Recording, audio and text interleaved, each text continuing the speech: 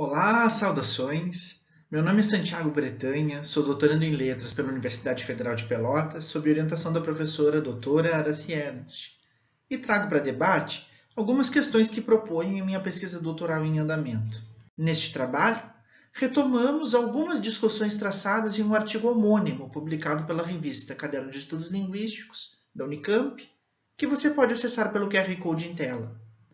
Nesta apresentação, em recorte, assumimos o objetivo geral de remontar algumas implicações da categoria materialista de contradição para a análise de discurso materialista,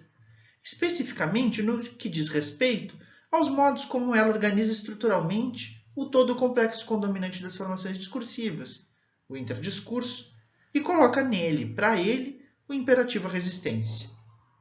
Oriunda do pensamento Foucaultiano, a formação discursiva guarda na sua concepção a ideia de regularidade própria a processos temporais entre uma série de acontecimentos discursivos e uma outra série de acontecimentos, de transformações, de mutações e de processos. Segundo Indursky, no método arquegenealógico, a definição de FD é bastante próxima à própria definição de discurso, que, nas palavras do filósofo francês, refere-se a um conjunto de regras que definiram em uma época e para uma área social, econômica, geográfica ou linguística, as condições de exercício da função enunciativa, que é determinada em função das condições estabelecidas entre as instituições.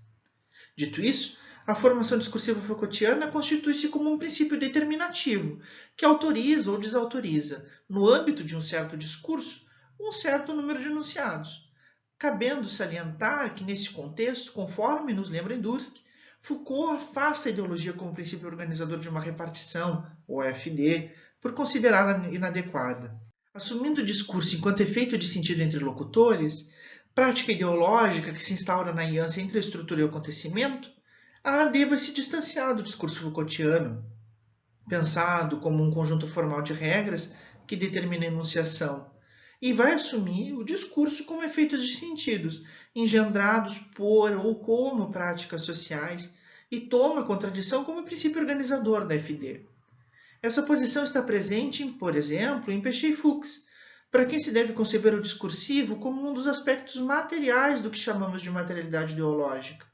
Em outras palavras, segundo os autores, a espécie discursiva pertence ao gênero ideológico, o que é o mesmo que dizer que as formações ideológicas comportam necessariamente, como um dos seus componentes, uma ou várias formações discursivas interligadas, que determinam o que pode e o que deve ser dito.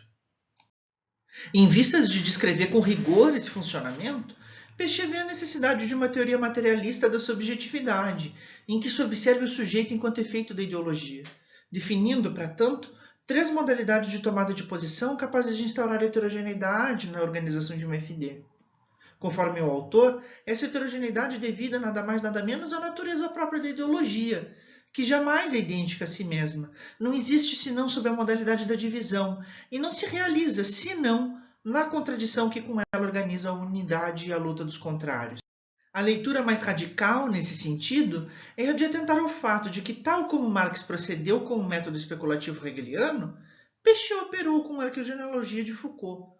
Para que a formação discursiva seja tomada pela via materialista, antes de tudo era e é necessário invertê-la e escová-la contra pelo, a fim de deitar fora sua ganga mística.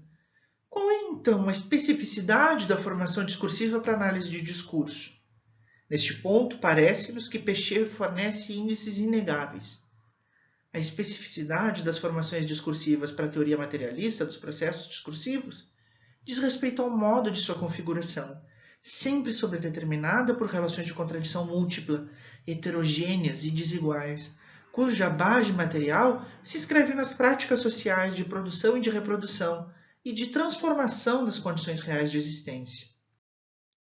Parafraseando Althusser, podemos dizer que deslocar o sentido da aplicação de uma formação discursiva do nível do enunciado, dos saberes, para a instância ideológica não opera qualquer inversão metodológica. É necessário, antes disso, uma escavação dolorosa da sua pele, deslocando a sua própria natureza teórica, colocando em exposto o problema epistemológico das suas estruturas e determinações. Nesse ponto, faz-se fundamental convocar Péchet, quando avalia. Não se trata de se desfazer de Foucault, acentuando ainda mais, qualquer inclinação reformista a qual possa levar, mas de desenvolver a categoria marxista-leninista de contradição no sentido de uma apropriação mediante a teoria e a prática do movimento operário, do materialista e revolucionário que contém o trabalho de Foucault. A categoria da contradição, portanto, é vista por Péchet como constitutiva das FD e dos processos de constituição da subjetividade. Atrelados ao funcionamento da ideologia, esses processos são as forças que dão movimento à reprodução e à transformação, seja da estrutura social, seja dos efeitos de sentido. As FD, assim como os aparelhos ideológicos, não são homogêneos instrumentos infalíveis da ideologia do capital, mas construtos teóricos inseridos no movimento sem início nem fim da luta de classes. A contradição, nesse sentido, para além de um mecanismo para a reprodução, é abrigada pelas FD, trazendo para o seu seio, a propósito da sua manutenção, ou não, o diferente à resistência. Com base nessas definições, podemos atentar a pelo menos 4 funcionamentos da contradição nas e pelas formações discursivas, que vão colocar, por sua vez, 4 relações de resistência distintas. São elas a contradição zero, aquela que se considera como estruturante de uma determinada FD, aquela que coloca em relação de dominância a causalidade estruturante da formação social em relação às práticas que decorrem da sua eficácia, cuja resistência se dá na tentativa de tamponamento da sua presença em toda a prática que contingencialmente está a favor da sua manutenção, a contradição zero da eficácia de uma FD, a contradição que coloca em relação de dominação o funcionamento próprio de uma FD e o sujeito enunciador, cuja resistência se dá no momento da captura do indivíduo em sujeito pela ideologia, a contradição interna de uma FD, que coloca em relação de dominância a forma sujeito dominante em relação às demais posições sujeito, cuja resistência vai se dar nas fronteiras porosas regionalizadas pela formação discursiva, e 13, a contradição externa de uma FD, aquela que coloca em relação de dominância uma formação discursiva dominante em relação às demais, cuja resistência se dá na relação entre a regionalização da FD e o todo complexo condominante das formações discursivas, isso é, o interdiscurso. Em outras palavras, poderíamos dizer que a contradição opera em 2 níveis, embora um subsuma o outro numa correlação necessária. O primeiro é o subterrâneo, e o outro é descritivo interpretativo, que, segundo Zizek, na crítica da ideologia, são complementares. O primeiro, que engloba a contradição zero, possui caráter de uma causalidade estruturante, e aloca a FD como sobredeterminada, sobredeterminante, e por isso ao mesmo tempo economicamente determinada e, contingencialmente, reprodutora ou transformadora das relações de dominação articuladas em função do econômico. Esta contradição mobiliza o insuportável da ideologia burguesa, a clivagem ideológica impossível de ser integrada na ordem simbólica e que se insinua pelo viés da denegação não há relação de classes. O último, que engloba as contradições 1, 2 e 3, é de caráter discursivo e é tradicionalmente levado a efeito pela teoria materialista dos processos discursivos. Aí, o intento principal é o de analisar como as relações de contradição organizam um dado domínio de práticas ideológicas. Neste nível, chegamos à determinação do sentido através do trabalho constante, dos deslocamentos e das condensações colocados em movimento na e pela luta de classes.